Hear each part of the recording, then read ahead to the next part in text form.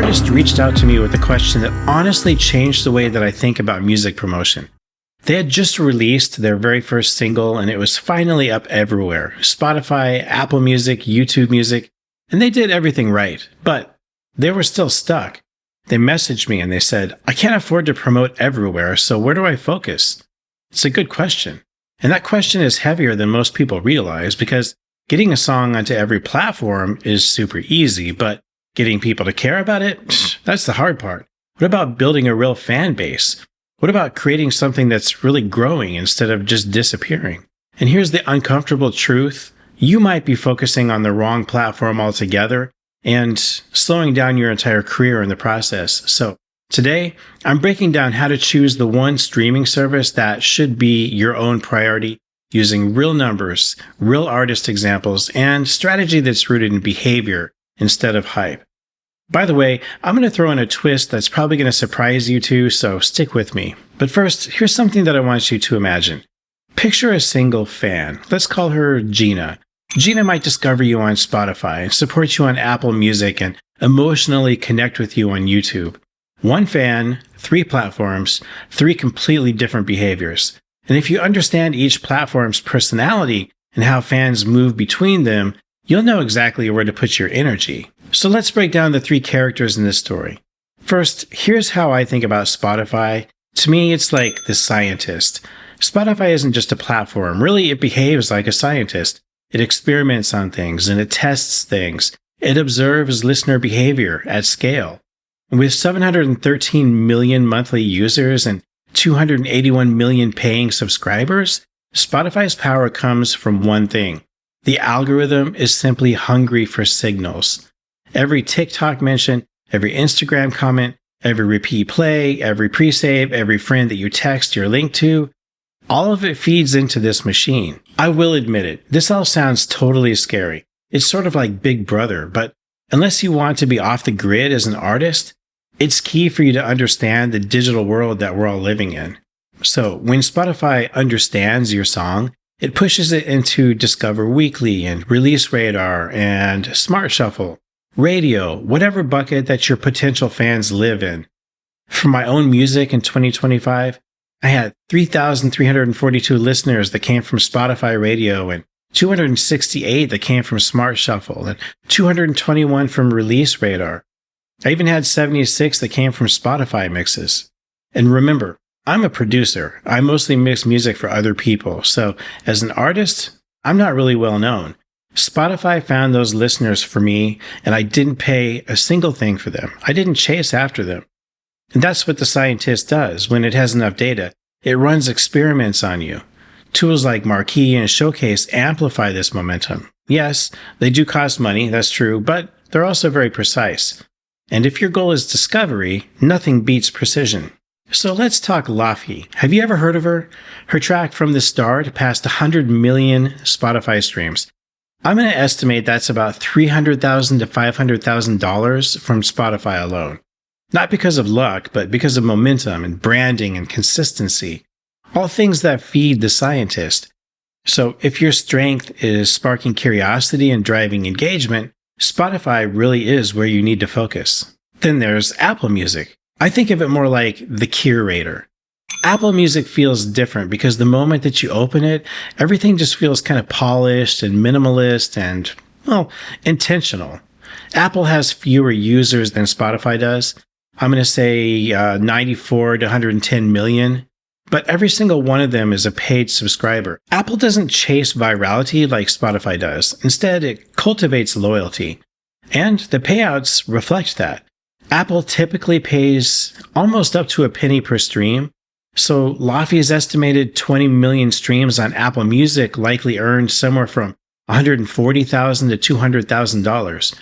Industry talk says Apple Music listeners tend to stay longer and they listen more deeply and they treat music more like art than background noise.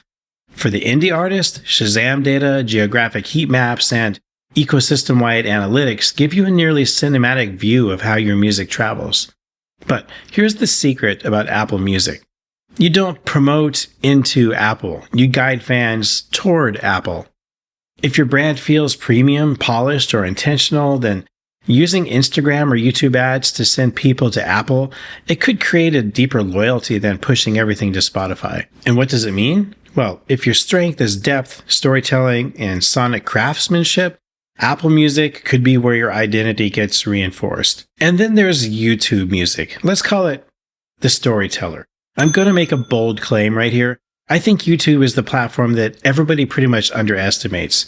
YouTube Music is part of the larger YouTube ecosystem, and 2 billion with a B people engaged with music on YouTube every single month. The payout is lower. I mean, way lower. It's like the most you get is $0.0012 per stream, right? That's very little. But the question isn't how much does it pay? The question really should be, how much does it connect?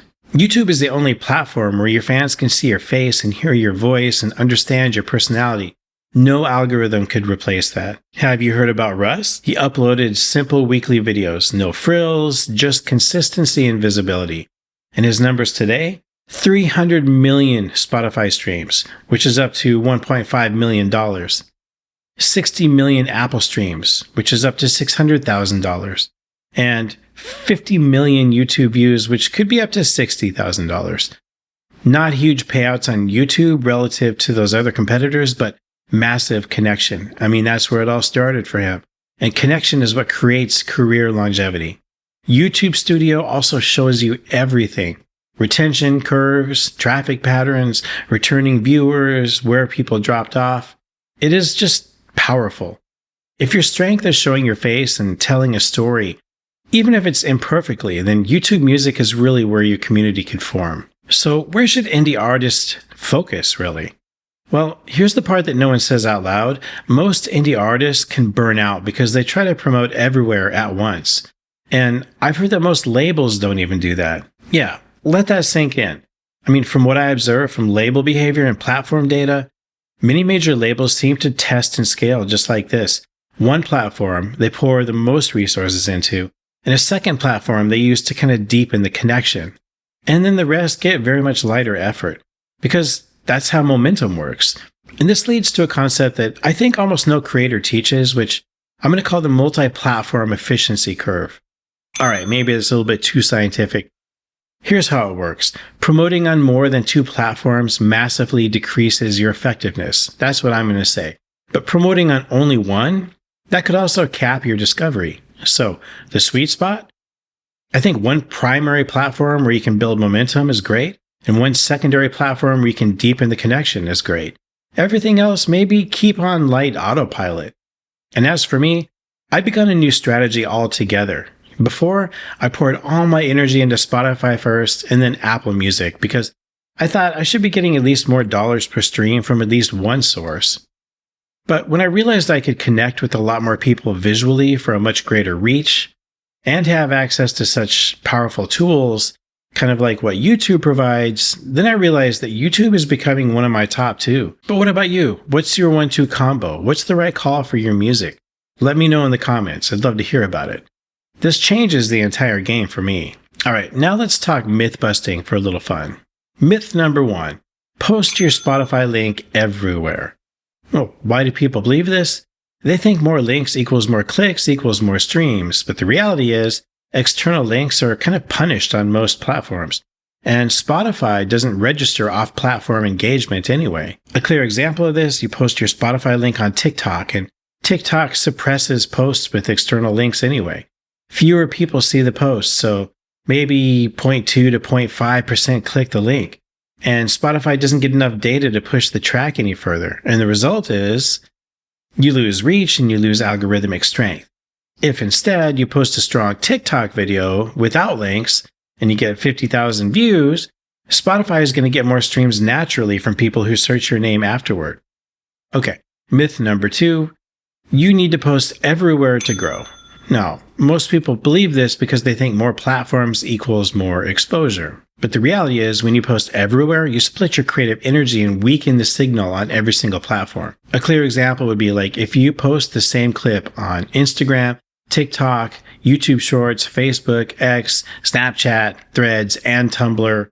Every platform gets a tiny bit of traction, and none of them really get enough to learn your style or to push you very far. But if you go all in on Instagram for 60 days, for example, Instagram learns your audience and begins pushing you into the right niches far faster. Now, admittedly, this is the one I'm just learning, and I can say I've reduced the number of places where I post content by at least a half since I started, and it actually does seem to be helping me. Myth number 3 then is if the music is good, people are going to find it. Why do people believe this? Well, because talent feels like everything to a musician, but the reality is algorithms really don't care about talent. They rank behavior. A clear example of this is 2 artists that release songs of equal quality. Artist A has 0 saves, 20 listeners who never return, and no playlist ads. Artist B has 15 people that save the track, strong repeat listening, and a high completion rate. Well, Spotify is going to push Artist B way harder, even if Artist A's song is just as good or even better, because algorithms reward actions and not quality. For those of us that really pride ourselves on our craft, this can be a super hard pill to swallow. It's kind of like going back to high school and losing a Battle of the Bands competition because the other band there brought more people to cheer them on. They were smarter. They don't win because their music is necessarily better. They win because they had a better strategy going into it. So here's the most important metric that you've probably never heard of. I'm going to call it ECPF. And every artist asks, how much money will I make? And that's the wrong question altogether. The real question should be, how much energy does it cost me to earn one engaged fan? Call this metric the energy cost per fan, ECPF. Spotify equals high energy up front and low energy later. Apple? Well, that's like low energy up front and high loyalty later. But YouTube? Well, medium energy up front and massive connections later. And this is how you pick your platform. Spotify and YouTube have become my personal 1-2 punch. So where should you focus? Think about your strengths. If you want algorithmic discovery, then Spotify. If you want fewer but maybe more loyal superfans, then Apple Music. And if you want community and identity, then YouTube. And what about that artist that messaged me for help? They didn't promote their music everywhere. They focused their energy on Spotify and used Instagram to send fans there. And their audience is growing. Their momentum is real because they chose clarity over chaos. So ask yourself, where does your energy create the highest return? And where's your next release actually going to thrive? So if this helped you, I'd love to hear which platform you're focusing on. Leave a comment and let me know. I'm Kevin, founder of Innovaniac Music.